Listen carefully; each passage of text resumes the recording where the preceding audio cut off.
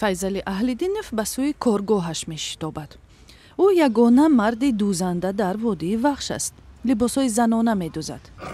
мегӯяд аз 12 солагӣ барои духтани тоқии арӯсӣ ба холааш ёрӣ медод ва зуд ба ин кор дил баст. борҳо маломат шунидааст, аммо пайвандон ба хусус модараш ӯро барои идомаи дӯзандагӣ ташвиқ карданд.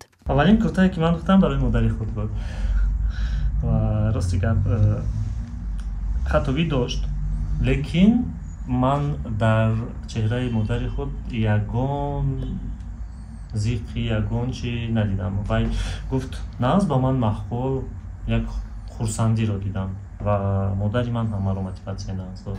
давраҳои кӯтоҳи дӯзандагиро дар душанбе ва шаҳри алматои қазоқистон гузаштааст.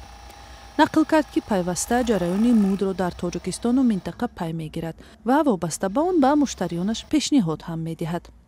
аммо дар тоҷикистон ки аксари оилаҳо суннатӣ ҳастанд, ба мардон иҷрои корҳои ба истилоҳ занона осон нест. духтани либоси занона аз ин қабил корҳо ба шумор меравад. омаданд як оила, гӯя ман мешавад зану шавҳар бо як кӯдак, вақте ки дар омаданд шавҳар бо як инхел, бо як ханда, бо як масхарабозӣ гуфт наход мард дӯзанда шавад. он командае ки бо ман кор мекарданд, онҳо якчанд мисол оварданд ки вай мард аз гуфтаҳои худ пушаймон шуд. дар ин миён заноне низ ҳастанд ки барои духтани куртаи худ ба файзалӣ шарт мегузоранд.